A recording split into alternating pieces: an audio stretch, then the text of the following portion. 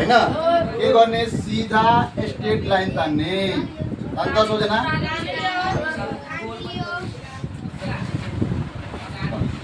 Straight line तानिसकेपछि first यहाँ अगाडिको लाइनको अगाडिमा एउटा पोइन्ट सिधा दिने गर्ने भइसकेपछि अब यो CO लाई के गर्ने एउटा फिक्स गर्ने ठीक छ। जस्तै यो छ नि यहाँ अब हामीले यो भइसकेपछि मान्यो कि मलाई यतिको चाप चाहियो के गर्ने यसलाई पुरै यहाँ सटाइदिने यहाँ के गर्ने सटाइदिने।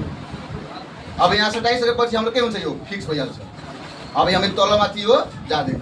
अब हामीले समात्ने हो मात्र CO लाई यो पेन्सिललाई समात्ने होइन के गर्ने यो CO लाई समात्ने। अब यो CO के गर्ने यो पोइन्टमा राख्ने कहाँ राख्ने पोइन्टमा ल राख्छ सबजना यो पोइन्टमा यो CO लाई राख्ने यो कहाँ राख्ने पोइन्टमा यसरी के गर्ने माथि घुमाउने के गर्ने माथि यसरी राउन्ड घुमाउने।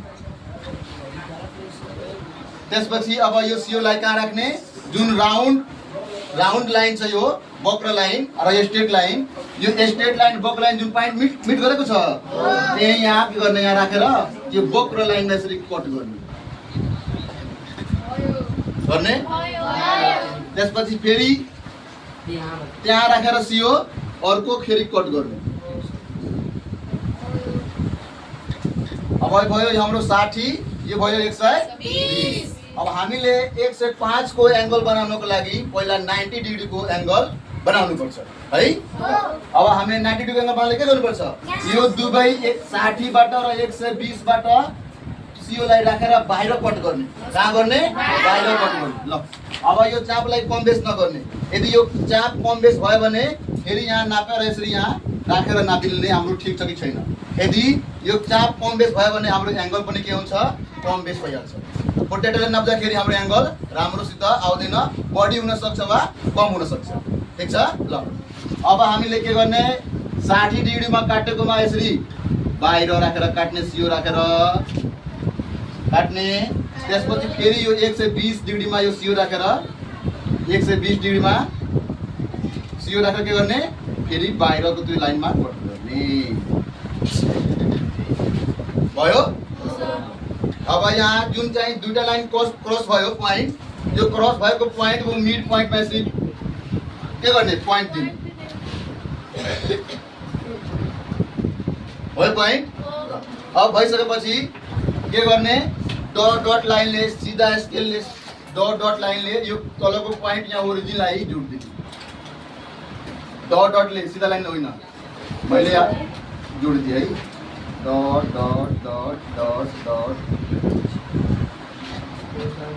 समझ आयो यस्तो। अब चाहिँ यो हाम्रो भयो 90 डिग्रीको एंगल हामीले चाहिँ कतिको छ 105 मतलब 90 र 120 को के हुन्छ बीचमा हुन्छ है।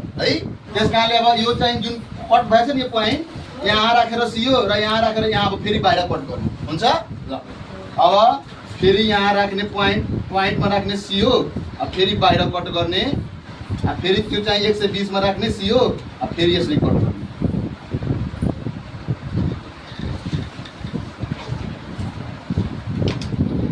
कट गरेको पोइन्ट दुईटा लाइन क्रस भएछ भने बीचमा मिड पोइन्टमा यसरी पोइन्ट राख्ने है। ल राख त राखिसकेपछि अब फेरि स्केलले सिधा अब डटले होइन सिधा स्ट्रेट लाइनले के गर्ने जोड्ने त सिधा स्ट्रेट लाइनले तलको ओरिजिन O मा जोड्ने। अब यो हाम्रो हुन्छ 105 डिग्रीको यो के हुन्छ हाम्रो 105 डिग्री। अब यहाँ लेखिदिने 100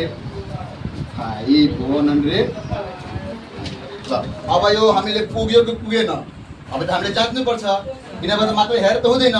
त्यसकारणले अब सबजना प्रोटेक्टर हैन के गर्ने सिधा स्ट्रेट लाइन तान्ने अनि 10 जना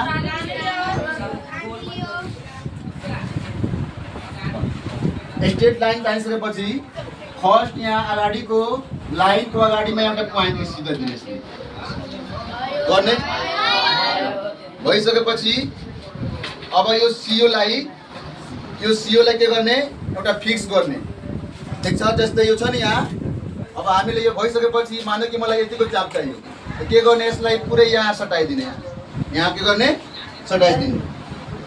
अब यहाँ सटाइसकेपछि हाम्रो के हुन्छ, यो फिक्स भइहाल्छ। अब हामी तलमाथि यो जाँदैन।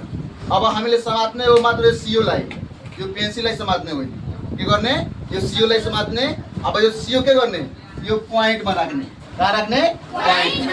ल राख्छ सबजना, यो पोइन्टमा यो सिओलाई राख्ने, यो कहाँ राख्ने पोइन्टमा। यसरी के गर्ने माथि घुमाउने, के गर्ने माथि यसरी राउन्ड घुमाउने। त्यसपछि अब यो सिओलाई कहाँ राख्ने, जुन राउन्ड लाइन छ यो वक्र लाइन र यो स्ट्रेट लाइन, यो स्ट्रेट लाइन वक्र लाइन जुन पोइन्ट मिट गरेको छ त्यही यहाँ के गर्ने, यहाँ राखेर यो वक्र लाइनमा यसरी कट गर्ने। त्यसपछि फेरि त्यहाँ राखेर सियो अर्को फेरि कट गर्ने। अब भयो हाम्रो 60, यो भयो 120। अब हामीले 105 को एंगल बनाउनको लागि पहिला 90 डिग्री को एंगल बनाउनु पर्छ है।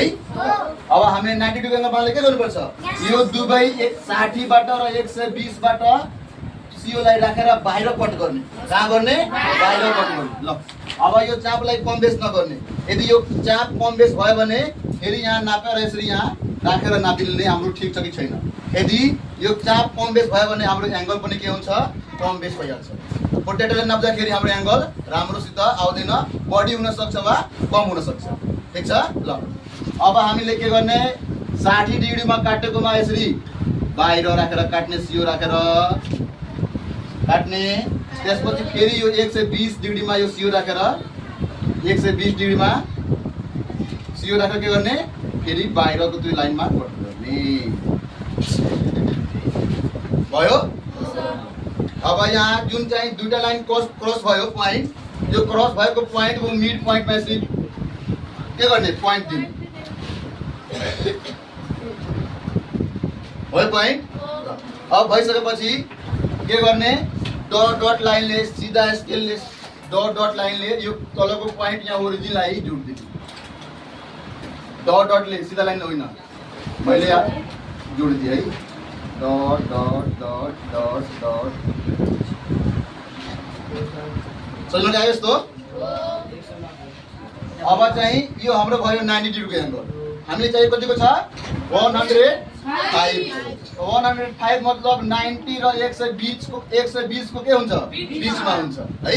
त्यसकारणले अब यो चाहिँ जुन कट भएछ नि यो पोइन्ट यहाँ राखेर सियो र यहाँ राखेर यहाँ अब फेरि बाहिर कट गर्नु हुन्छ। ल अब फेरि यहाँ राख्ने पोइन्टमा राख्ने सियो, अब फेरि बाहिर कट गर्ने, अब फेरि त्यो चाहिँ 120 मा राख्ने सियो, अब फेरि यसरी कट गर्ने।